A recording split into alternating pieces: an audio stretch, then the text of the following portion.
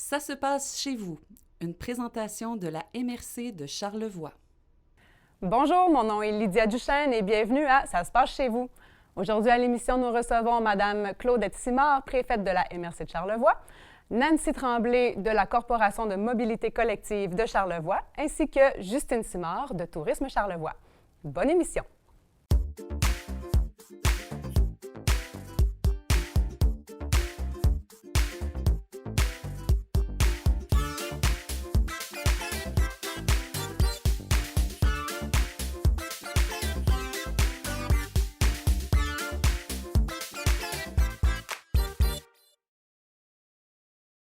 Aujourd'hui à l'émission, nous recevons Mme Claudette Simard, préfète de la MRC de Charlevoix, également mairesse de Saint-Urbain. Oui, bonjour. Vous venez nous présenter la nouvelle politique d'égalité de la MRC. Exactement. Un projet qui vous tient à cœur, je crois. Oui, qui tient à cœur, je pense, la majorité, l'ensemble du Conseil des maires, parce que nous avons initié ce beau projet-là, cette politique-là, en décembre 2018, qui fait quand même un long bon bout de travail, temps. hein? Oui, ça fait un long travail. Il y a un comité mixte qui a été formé de représentants de municipalités et aussi de la direction générale de la MRC et moi comme présidente. Mais je peux me permettre de nommer les personnes parce que... Bien, on pourrait y revenir on va y tantôt. revenir. On va continuer de voir de quoi on discute aujourd'hui. Oui, bravo.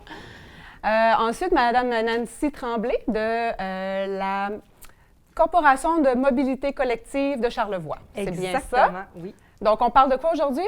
Aujourd'hui, on vient vous présenter le bilan parce que ça fait, dans le fond, ça fait 1 an et demi que la corporation existe. Et puis, on vient aussi vous parler de notre offre de services et des projets à venir. OK, super. Merci beaucoup d'être là. Et finalement, Justine Simard, donc de Tourisme Charlevoix, tu viens nous présenter le nouveau guide des sentiers. Exactement. Donc, le nouveau guide des sentiers pédestres de Charlevoix, l'édition 2020. Donc, deuxième édition. Ça a été fort populaire cet été, donc c'était très attendu là, dans le milieu touristique d'avoir cet outil. Bien, merci. Bienvenue à vous toutes. Madame Simard, on commence avec vous. Oui. On en a beaucoup à dire là-dessus. Donc, vous disiez, ça a commencé en 2018, le projet?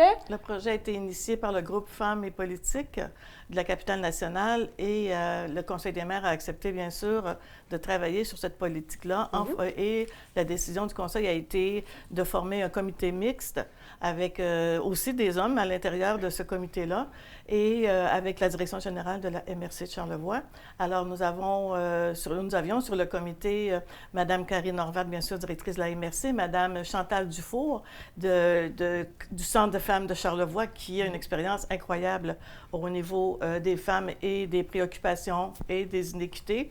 On a M. Johnny Gauthier, qui est conseiller à la municipalité de l'Élysée-Boulement, M. Jean-Claude Junior Tremblay, qui est, lui, de Saint-Hilarion, conseiller municipal, et Mme Geneviève Morin, qui est secrétaire administrative à Petite-Rivière-Saint-François, et moi-même, qui était présidente de ce comité-là.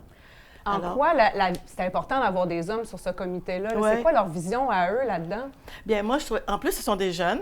Alors, moi, je trouvais ça bien agréable d'avoir leur point de vue sur c'est quoi pour eux l'égalité homme-femme et quel serait pour eux, qu'est-ce qu'on devrait faire pour améliorer leur vision à eux de c'est quoi pour eux à l'intérieur de différents organismes d'avoir davantage de femmes, mais peut-être leur faire prendre conscience de cette importance-là aussi.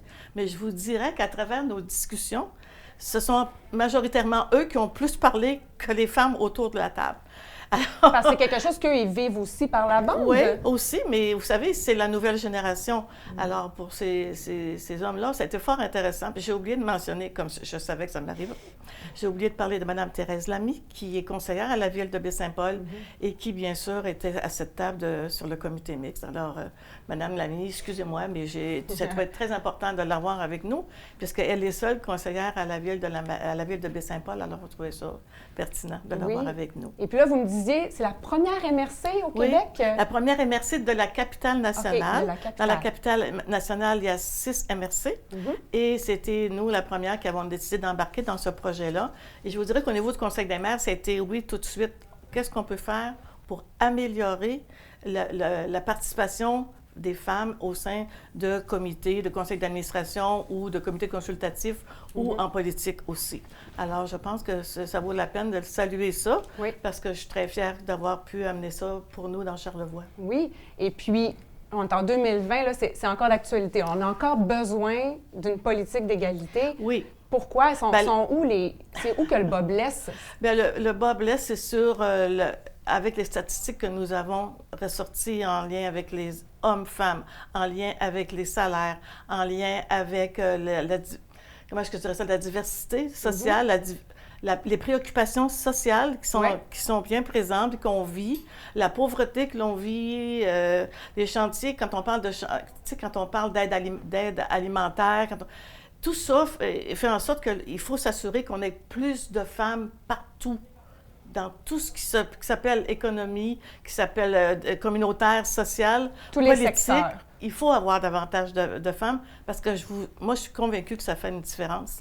Alors, c'est là-dessus qu'on a embarqué. On est une belle gang de femmes aujourd'hui. Oui.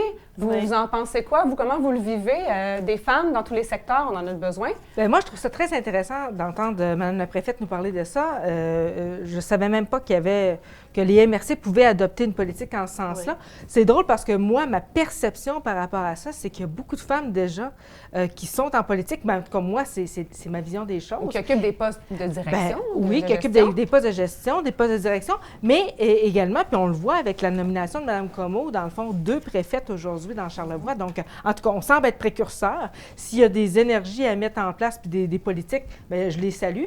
Mais enfin, moi en tant que Génération X, je sens moins un clash comme tel, excusez-moi le terme, mais entre les hommes et les femmes, je ne le ressens pas comme tel, mais je suis très contente de voir que les MRC et le politique s'en soucient pour valoriser la chose. Parce qu'on le sait, dans le fond, effectivement, que ce soit en politique municipale ou en politique provinciale ou à tous les niveaux politiques, dans le fond, des fois, la place des femmes pour se libérer de ces tâches-là, on le sait, ça prend beaucoup de place, beaucoup de temps qui sont dévoués à ça. Des fois, effectivement, la conciliation travail-famille, ça ne doit pas toujours être évident. Exact. Donc, j'imagine que c'est des préoccupations qui vont être prises en charge dans votre plan d'action. Effectivement. Voilà. Justine, du côté Tourisme Charlevoix, vous êtes pas mal de filles? On est pas mal de filles dans Tourisme Charlevoix, quelques garçons, mais oui, on est en majorité des femmes. Puis, mais moi, je salue l'initiative également de la MRC d'avoir mis en place ce chantier-là. Je trouve que c'est très important. La politique, justement, comme on le disait, ça prend beaucoup de temps. Donc, pour une jeune mère qui peut avoir des enfants, une famille, tout ça, j'ose pas imaginer l'effort qui doit être mis en plus dans une carrière politique. Ou même, c'est assez... ça peut faire peur. Là. Ouais. Donc, d'avoir une politique comme ça, là, je salue vraiment l'initiative. Félicitations. Parce qu'en fait, c'est ça, on pense qu'il y a beaucoup plus de femmes, qu'il y a beaucoup de femmes qui sont à l'intérieur de ces organismes ou des conseils municipaux. Mais moi, au niveau municipal, je peux vous dire, on a 6 conseils municipaux dans la MRC de Charlevoix. Vous avez 2 conseils municipaux en zone paritaire, c'est-à-dire plus de 40 et 60 de l'autre côté. Alors, ce qui fait que vous avez 2 conseils municipaux en zone paritaire, 4 à dominance masculine et une seule mairesse dans notre MRC. Il y a seulement, c'est ça, c'est moi. Il y a 2 municipalités où c'est paritaire. Moi, j'ai plus de femmes que d'hommes parce que j'ai 3 femmes conseillères, mais je suis mairesse. Donc, ça fait 4 femmes, 3 hommes. Mais ça fait des années que j'ai cette parité et pour moi, ça fait une différence très importante. Alors, je pense qu'à ce niveau-là, il y a du travail encore à faire pour les autres municipalités, mais aussi, c'est pas de convaincre si nécessairement les femmes, les hommes, mais c'est les femmes à convaincre à faire de la politique municipale ou à s'impliquer à ce niveau-là. Leur montrer que la porte est ouverte, que c'est possible. Oui, je pense que dans notre plan, dans notre plan d'action, on a du travail à faire là-dessus, puis on a vraiment ciblé c'est quoi qu'on devra faire pour accueillir des femmes en politique, mais aussi à différentes sphères de notre Oui, c'est ça, parce qu'on parle beaucoup de politique, mais là, il y a d'autres secteurs qui sont visés là, par cette politique d'égalité-là. Oui. C'est quoi les secteurs principaux sur lesquels il faut travailler? Le secteur économique, le secteur, quand on parle de direction d'entreprise, quand on parle au niveau social, puis de tout genre, je veux dire, les femmes de tout niveau, je veux dire, qu'elles soient riches, qu'elles soient pauvres, elles ont droit aussi à faire partie. Je veux dire, on veut inciter les femmes davantage à s'avancer puis à faire partie de comités, même si ce n'est pas de la politique directe, c'est dans les comités. Quand on parle de loisirs, d'accès à l'éducation, il faut que les femmes prenne la parole, puis soient capables d'exprimer, puis qu'elles soient entendues, écoutées. Et ça commence, à mon avis, très jeune. Oui. Ça devrait C'est une commencer question très- d'éducation. Pardon? C'est dans l'éducation que ça commence, tout ça. Ah là. oui, oui. Oui. Ça dépend, ça commence à la maison, je pense. Oui. Concrètement, là, ce plan-là, Oui. il se présente comment? Comment on le met en action? Oui. Alors, au niveau de ce qu'on a fait, nous, c'est la vision puis les axes. Les axes d'intervention, c'est la connaissance et la reconnaissance des inégalités. On parle aussi des axes. L'axe 2, c'est l'industrie et récréo-touristique durable. On parle encore, bien sûr, des femmes, le développement entrepreneurial au niveau des femmes, les développements local et municipal. Alors, c'est d'offrir du processus structurant afin d'inclure des valeurs ajoutées à l'égalité au quotidien. Si on a la parité dans différentes instances, l'égalité va suivre. Ça peut, en tout cas, à mon avis, ça peut pas... C'est vers ça que ça nous mène. Alors, c'est important. Dans l'axe 2, qui est l'industrie récréo-touristique durable, on parle de soutenir le développement d'une industrie touristique respectueuse de la richesse, de la diversité de son territoire et de sa collectivité. On parle aussi du développement entrepreneurial, bien sûr, favoriser un entrepreneuriat inclusif, c'est-à-dire où tout le monde peut y avoir accès au niveau des femmes, la présence et le rayonnement des femmes en affaires.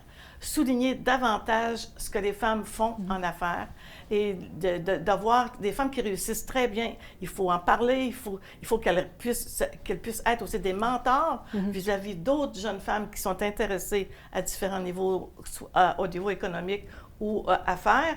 Alors, le développement aussi porteur de valeurs d'inclusion, favorisant une grande implication citoyenne au bénéfice d'une population engagée. Ce sont les 4 axes. OK.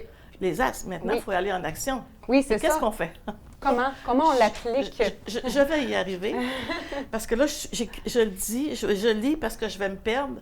Je perds la mémoire des bouts. Mais sinon, c'est un document qu'on peut trouver, qu'on peut aller bien sûr, chercher. sur le site de la MRC de Charlevoix. OK. Et de s'assurer qu'il y a un suivi là-dessus, qu'on peut encourager davantage les femmes à y participer. Alors, si l'on parle ici d'une participation citoyenne de vie municipale, on parle d'aider, de moduler les heures et les lieux de concertation, c'est-à-dire d'offrir des heures où les femmes seront disponibles, soit en dehors des heures de travail, soit qu'on peut organiser des séances ou des réunions, des comités la fin de semaine. Bon, fin de semaine, c'est pas évident, là. Je travaille avec toutes les femmes. Mais il y a des choses qu'on peut faire ensemble. Mais de la flexibilité là-dedans. Là. Oui, il le faut. Ça en prend là-dedans, mais il y a aussi les mesures de conciliation travail et vie personnelle. On en a parlé tantôt. La communication inclusive, c'est que toutes les communications se rendent partout pour que les femmes soient bien au courant de ce à quoi elles peuvent rêver ou qu'elles peuvent atteindre comme objectif dans leur vie, puis d'avoir les réponses à leurs questions. Des femmes qui sont préoccupées par un dossier quelconque, que ce soit à l'intérieur de leur famille. On le sait, je pense qu'on a des organismes incroyables sur nos territoires. Encore faut-il être capable d'avoir les réponses et d'être entendu, écouté. Vous parliez tantôt de suivi de la MRC, donc il y a un soutien finalement qui se fait à la MRC pour une entreprise qui voudrait la mettre en application. Oui, exactement. Puis il y a un suivi qui se fait, puis si les gens veulent avoir des informations, tout le personnel qui est capable de les aider va le faire. Et puis je pense que nous avons cette responsabilité-là. On appelle ça le développement social et communautaire. On en a des organismes communautaires qui font un excellent travail. Mais est-ce qu'on peut encore améliorer ça? Est-ce qu'on peut ensemble? Puis moi, je m'adresse aussi aux femmes qui sont dans les milieux comme toi, Nancy, Justine. On sait qu'il y a des milieux plus de femmes. Mais n'oubliez pas que pour moi, vous êtes des modèles. Vous êtes des modèles de jeunes femmes actives et dynamiques dans son milieu, qui travaillent pour leur entreprise, mais en même temps, qui veulent collectivement améliorer. Et ça, moi, je compte beaucoup là-dessus pour que cette génération que vous êtes puisse aussi ouvrir la porte à d'autres jeunes femmes. Et quand vous aurez des enfants, ma belle petite Madame Justine, montrez-leur l'importance de foncer et d'avancer.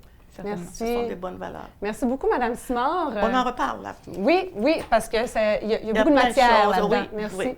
On prend une petite pause. On se retrouve tout de suite après avec Nancy Tremblay de la Corporation de mobilité collective de Charlevoix.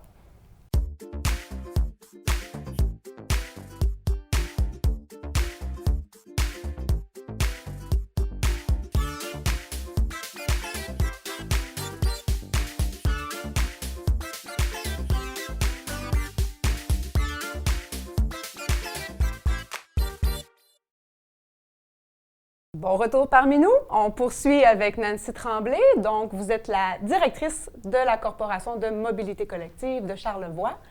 On fait les bilans aujourd'hui, on parle des objectifs à venir, c'est bien ça? Oui, on va vous parler de notre offre de service actuelle, parce Oui. qu'effectivement, il y a des choses qui sont en développement, mais on va vous en parler à la fin de l'entrevue. OK. Bon, juste pour qu'on se situe bien, là, Oui. c'est quoi les différents mandats là, de la corporation? Bien, le mandat de la corporation, c'est d'assurer la gestion et l'organisation des transports collectifs et des transports adaptés sur les 2 MRC de Charlevoix. Le mandat a débuté en janvier 2019.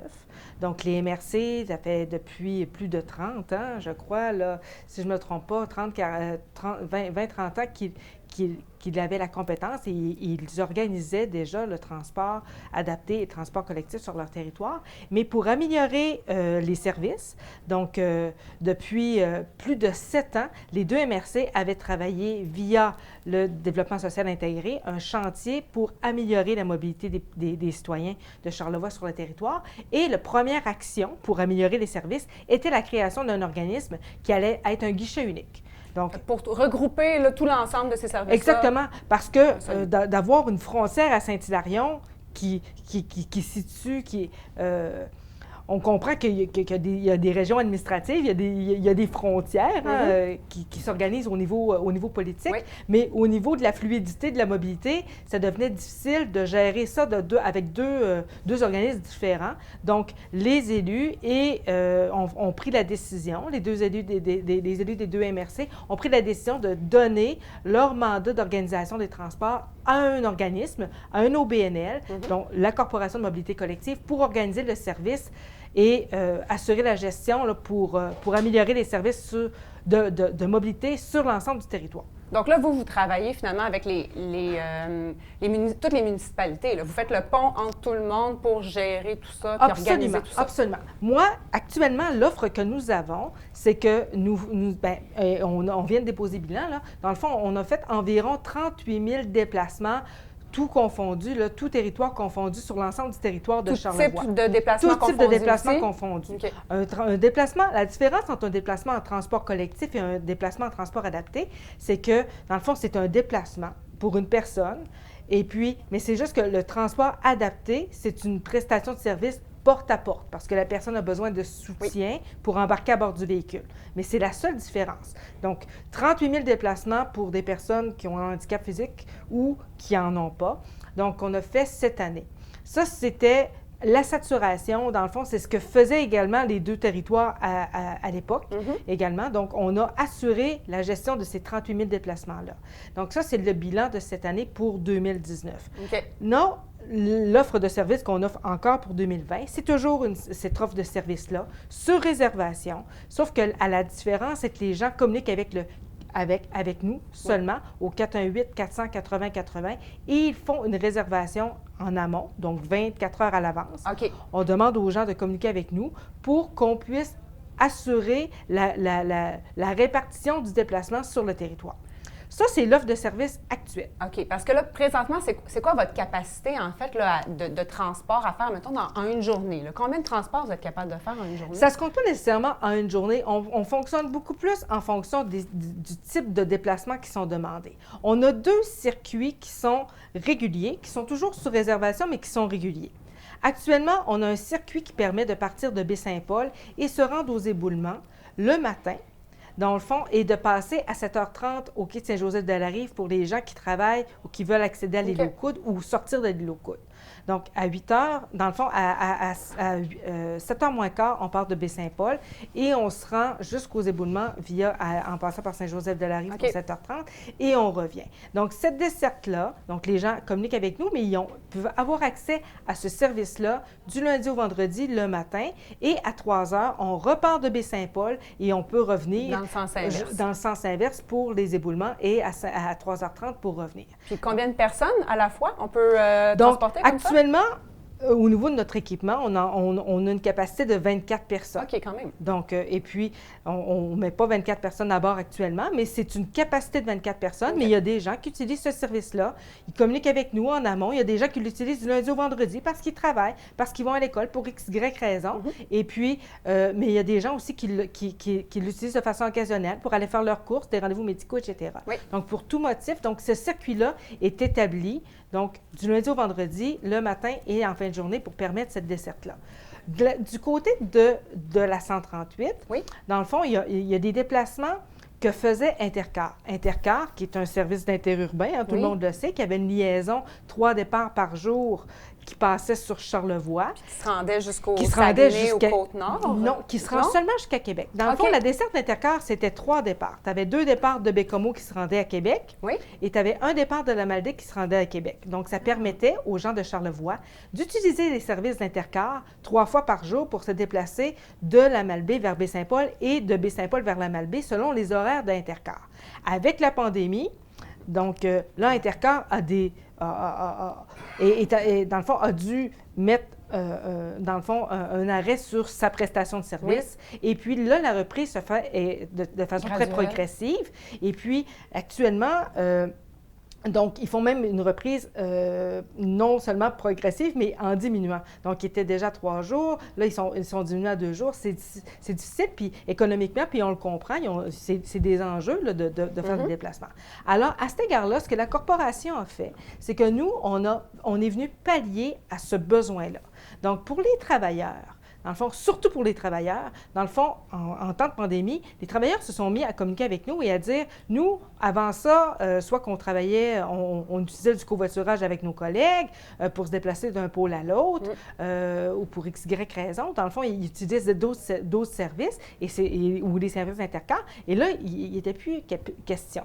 Donc, ça a créé une nouvelle problématique, finalement. Mais nous, on a saisi l'opportunité. Oui. Fait qu'on a dit, bon, bien, dans ce cas-là, nous, à partir de maintenant, on va offrir une desserte du matin et du soir, du lundi au vendredi. On va partir de Baie-Saint-Paul le matin vers 8h moins quart. Et puis, on va se rendre à la Malbaie pour 9 h. Et la même chose, on va partir de la Malbaie à 8h moins quart pour se rendre à Baie-Saint-Paul à 9 h. Actuellement, on le fait avec les équipements qu'on a actuellement sur chacun des territoires et on change de véhicule à Saint-Hilarion. Donc, tout simplement, les gens, ils peuvent au moins se déplacer le matin et le soir et le retour se fait à 16 h. Donc, les gens peuvent avoir accès aux mêmes services qu'ils avaient avec Intercar, mais avec nos services à nous, selon les possibilités qu'on a. Ça, actuellement, ça aussi, on peut déplacer environ une vingtaine de personnes. Ça dépend des journées. Il y a des travailleurs qui l'utilisent du lundi au vendredi. Il y en a d'autres qui l'utilisent de façon ponctuelle. Donc, les gens communiquent avec nous et nous, on s'assure qu'on va les chercher où ils ont besoin d'être allés chercher et on les amène à la destination dont ils ont besoin, donc soit à Baie-Saint-Paul ou à la Malbaie.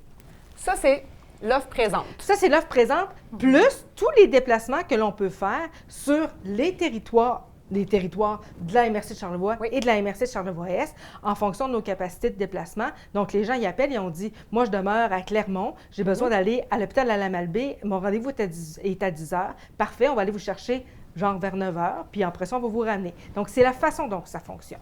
OK. Non.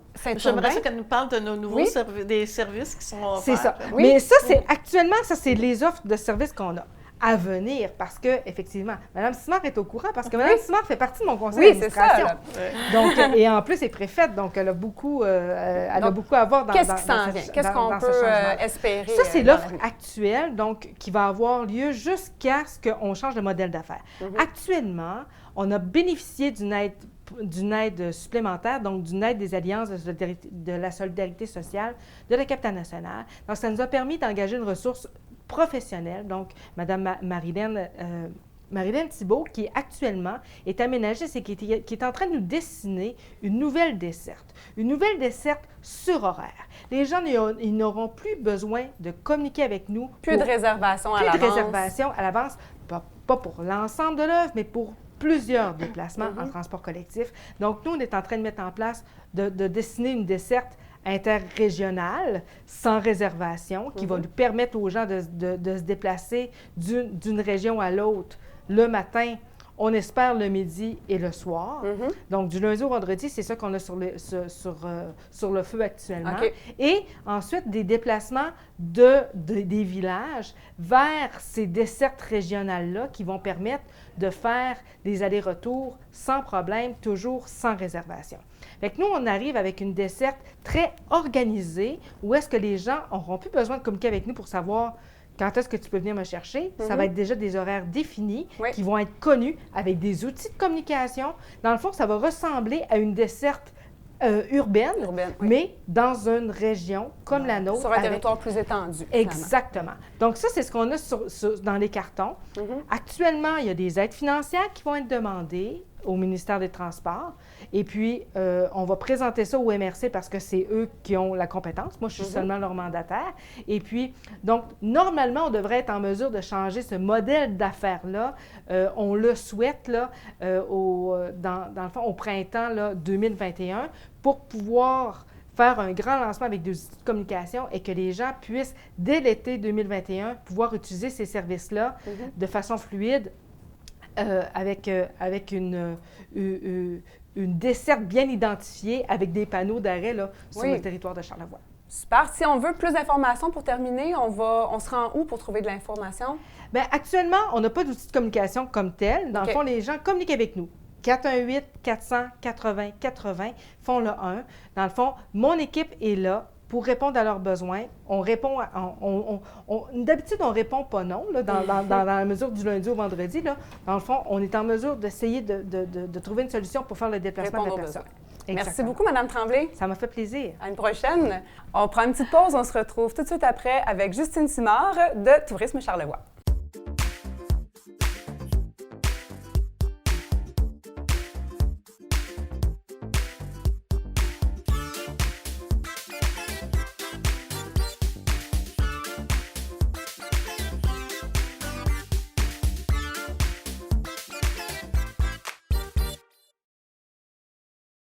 Nous sommes de retour avec Justine Simard de Tourisme Charlevoix. Justine, tu nous présentes la nouvelle mouture du Guide des sentiers de Charlevoix. Ce fameux guide. Donc, oui, exactement, je vais vous présenter la deuxième édition qui a été mise à jour là, tout récemment avec les derniers sentiers sortis. On a environ 80 sentiers répertoriés avec les cartes, les dénivelés, donc vraiment les courbes de dénivelé. Et on a également environ une dizaine de promenades là, qui sont répertoriées dans le guide. Donc là, c'est des sentiers qui regroupent ceux gérés par peu importe l'organisme, finalement. Là. Exactement. Là, donc, cette initiative-là, elle est née, en fait, on a regroupé tous les gestionnaires de sentiers en 2017 avec, entre autres, les deux MRC, avec le Sentier transcanadien, Rando Québec également était là. Puis, on a demandé à ces gestionnaires-là donc, de quoi ils avaient besoin. Qu'est-ce qui pourrait faire en sorte que la randonnée pédestre dans Charlevoix, on avait beaucoup de sentiers sur le territoire, mais qu'est-ce qui pourrait faire en sorte que la randonnée soit encore plus haute, si on veut, donc qu'on devienne un peu des précurseurs de randonnée pédestre, puis vraiment la destination de randonnée pédestre au Québec. Donc, tu parlais tantôt de promenade, donc c'est pas juste la grosse randonnée. On a différents types d'activités là-dedans. C'est pour tout le monde, donc la petite famille qui décide de faire une petite randonnée pédestre en après-midi, autant les grands randonneurs là, qui veulent aller faire des ascensions. De plusieurs jours aussi. Exactement. Puis, donc, c'est vraiment pour tous les goûts. Puis, on a également mis des petits conseils de sécurité. Donc, on pense que c'est très important. Il y a beaucoup de randonneurs cet été. On l'a vu dans les sentiers pédestres. Mais la sécurité est vraiment très importante. On veut que ce soit contrôlé, puis qu'il n'y ait pas trop d'égarements, puis que les gens soient conscients aussi dans l'environnement. Là, les responsabiliser aussi Exactement. Par rapport à l'environnement, mais à eux-mêmes aussi. En plein ça. On veut qu'il y ait une petite culture de montagne qui s'instaure là, dans Charlevoix, en lien avec le plein air, puis principalement la randonnée pédestre, étant donné que c'est très populaire. Est-ce que ça concerne que les randonnées estivales ou on peut s'en servir aussi pour la raquette, le ski de fond, l'hiver? Principalement, c'était vraiment, on voulait viser les randonneurs. Donc, c'est vraiment les randonneurs estivaux. Par contre, si un sentier est accessible en hiver, on l'a indiqué. Donc, c'est souvent les mêmes cartes, c'est les mêmes trajets. Donc, les gens peuvent s'en servir, mais c'est principalement pour l'été et l'automne, bien sûr. Donc, même si des fois, il y a des... À l'automne, c'est super beau les paysages. Des fois, il y a la chasse qui est un peu à prendre en considération. La cohabitation entre les chasseurs et les randonneurs se fait quand même très bien dans Charlevoix. Mais c'est principalement pour l'été. Avez-vous, mesdames, avez-vous des sentiers coup de cœur, vous, dans Charlevoix? Ils sont nombreux. Il y en a beaucoup à Saint-Urbain. Oui, on en a aussi à Saint-Urbain avec le Sentier Les Florents. On en aura un nouveau avec la Haute du Gouffre très bientôt, qui sera un 12 km, autant pour la randonnée que pour les pêcheurs au sommet sur la rivière et aussi pour le vélo de montagne. Oui. Alors, on a un beau développement dans ce sens-là. On a les Florents, bien sûr, à Saint-Urbain, qui a été le premier sentier qui a été développé en lien avec les sentiers de la capitale.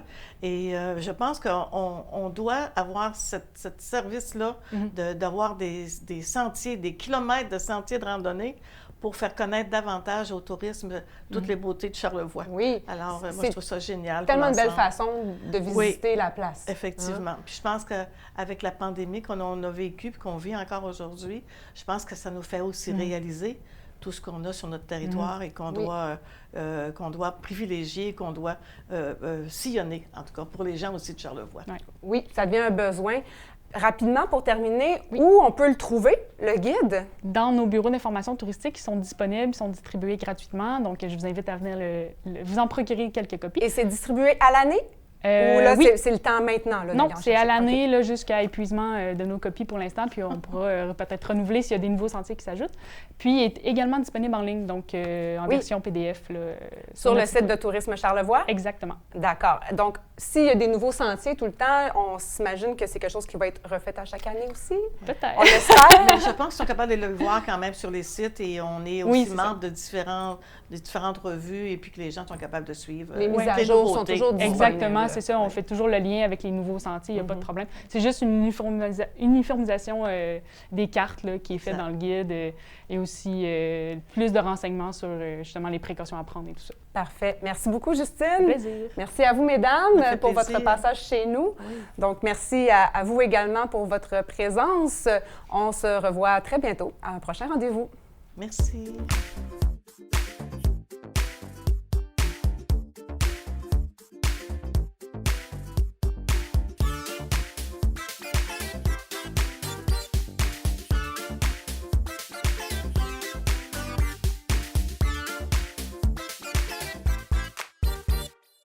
Ça se passe chez vous.